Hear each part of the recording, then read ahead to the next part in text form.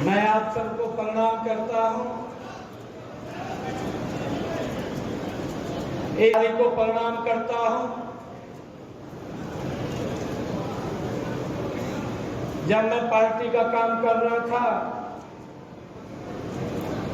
तो पार्टी का काम करते करते मेरे को 2003 में कहा कि नारायणगढ़ आप जाइए। 2003 में आप सबके बीच में आया और आप सबका इतना प्यार, इतना आशीर्वाद मिला कि मैं सिर झुका करके आप सबको प्रणाम करता हूं, दिल से धन्यवाद करता हूं आप सबका।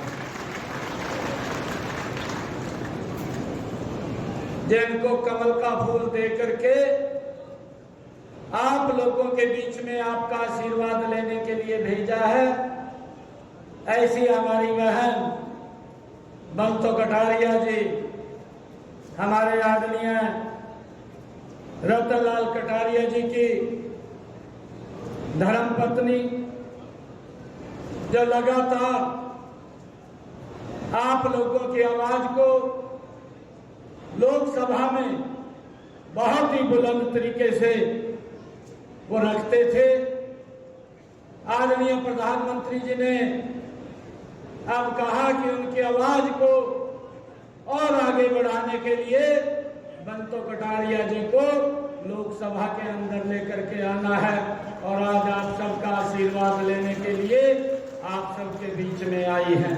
अमित शाह जी का, आदरणीय जगत प्रकाश नड्डा जी का और आदरणीय मनोहर लाल जी का, कि जिन्होंने ये जिम्मेवारी देने का काम किया है। मैं आप लोगों से ये आशीर्वाद की अपेक्षा करता हूं कि जो जिम्मेवारी हमारे उच्च नेतृत्व ने दी है वो आशीर्वाद आपका हमें मिले कि इस जिम्मेवारी को 100% पूरा कर सकूं मैं भाई। मैं तो काम कर रहा था, काम करते करते मुझे कहा कि आपने हरियाणा को देखना है। मैंने कहा कि बघा जी मैं ठीक काम कर रहा हूं, बघा पार्टी का अध्यक्ष के नाते मैं लोगों को जोड़ने का काम कर रहा हूं, परंतु जब मेरे से कहा गया कि पार्टी का काम देखना है, सरकार का भी अब काम देखना है, तो भाइयों आप लोगों के बीच में नरेंद्र मोदी जी ने और उच्च नेतृत्व ने ये जिम्मेदारी दे करके आप लोगों के बीच में भेजा है। और मैं आप लोगों को एक विश्वास दिलाता हूं, मैंने ये पीछे भी कहा था, मैं जब अंबाला आया था, अंबाला के अंदर भी मैंने ये बात कही थी कि मुझे मालूम है कार्यकर्ताओं की क्या क्या दिक्कतें होती हैं, क्या क्या परेशानियां होती हैं, आम लोगों की क्या समस्याएं होती हैं, मुझे मालूम है। परंतु ना तो किसी कार्यकर्ता को, ना किसी आम व्यक्ति को यह दिक्कत नहीं है कि भाई मुख्यमंत्री से नहीं मिला जाएगा। अगर उसको कोई आवश्यकता पड़ती है, मुख्यमंत्री 24 घंटे उनके पास उपलब्ध है भाई। हमने इस बात को सुनिश्चित, आप लोगों की भी बात सुनने के लिए कोई ना कोई हमारा कार्यकर्ता, कोई ना कोई व्यक्ति यहाँ आप लोगों के बीच में रहेगा। भाइयों, हम क्योंकि चुनाव चल रहा है और 25 मई को चुनाव है, इस 25 मई तक अलग अलग स्थानों के ऊपर भी मुझे जाना पड़ता है और वहां पर भी, क्योंकि प्रदेश के अंदर भी जहां से डिमांड आती है, जहां पर कार्यक्रम तय होते हैं, प्रदेश में भी जाना पड़ता है और प्रदेश के बाहर भी जाना पड़ता है। मैं अभी, क्योंकि राजस्थान के अंदर मैं पीछे 2 महीने लगा करके आया था, मैं एक मंडल की बैठक ले रहा था, एक स्थान के ऊपर था, तब मुझे वहां पता लगा कि आपको प्रदेश का अध्यक्ष बना दिया। मेरे को तो पता नहीं था। तो मैं जब वहां पर गया जब मैं वहां पर गया, कार्यक्रम था मेरा उस स्थान के ऊपर, बड़ा कार्यक्रम था, मेरे ख्याल से 6-7 हजार लोग थे। और जब मैं कार्यक्रम के पास जिस समय मैंने पहुंचना था, उससे पहले जोर की बरसात शुरू होगी। और जब बरसात शुरू हुई, हमारी माताएं भी थी, मेरे ख्याल 2,500-3 हजार माताएं थी। एक भी व्यक्ति नहीं हिला और उन्होंने कुर्सियां उठा करके अपने सर के ऊपर जब तक बरसात पड़ती रही वहीं खड़े रहे, कहीं पर भी हिले नहीं है। ये नरेंद्र मोदी जी का प्यार है लोगों के प्रति। भाइयों, या गांव के अंदर जो हमारे गांव में जो कम्युनिटी सेंटर्स बने हैं उनको बनाने की बात थी, या हमारे यहाँ पर एक जो हॉर्टिकल्चर यूनिवर्सिटी का रीजनल सेंटर बना है, बन करके तैयार हो गया है और जल्दी ही उसके बीच में भी आऊँगा, मैं उसकी सारी रिपोर्ट ले रहा हूँ। और चाहे हमारे हॉस्पिटल की बात है, ये गति से बन रहा है और मैंने अब कहा है कि इस गति को और तेज कर दें, नहीं तो 4 तारीख के बाद मैं पूछूंगा कि कहाँ क्या दिक्कत है, ये मैं पूछने वाला हूँ।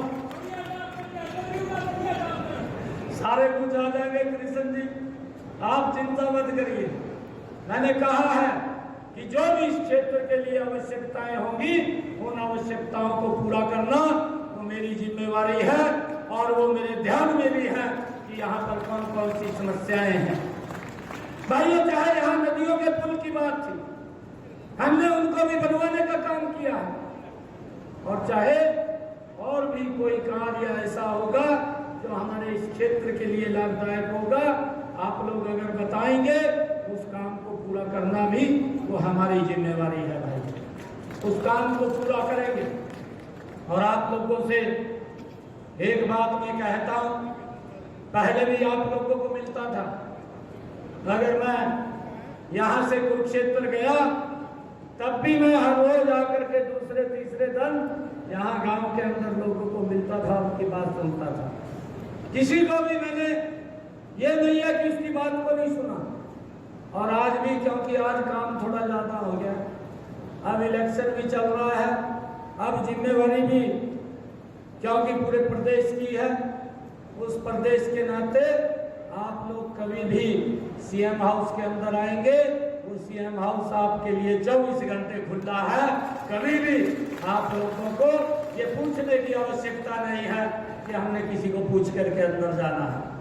भाइयों, आप लोगों के लिए ये 24 घंटे खुला है। और मेरा आप लोगों से आग्रह है कि नरेंद्र मोदी जी ने, अमित शाह जी ने, जगत प्रकाश नड्डा जी ने और मनोहर लाल जी ने एक बड़ा सम्मान ये नारायणगढ़ के लोगों को दिया है।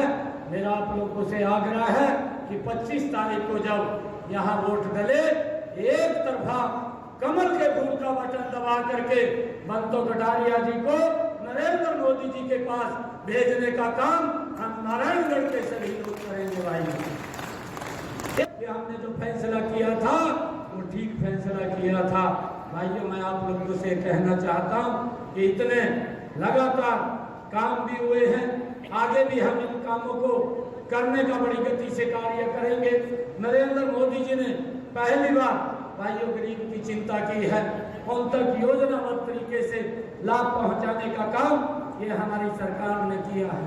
चाहे आयुष्मान कार्ड की बात हो, चाहे भाइयों जो प्रधानमंत्री आवास योजना की बात हो, चाहे प्रधानमंत्री उज्ज्वला योजना की बात हो, चाहे प्रधानमंत्री किसान सम्मान निधि की बात हो, चाहे प्रधानमंत्री फसल बीमा योजना की बात हो, लगातार आदरणीय प्रधानमंत्री और हमारी डबल इंजन की सरकार ने लोगों तक लाभ पहुंचाने के काम किए हैं।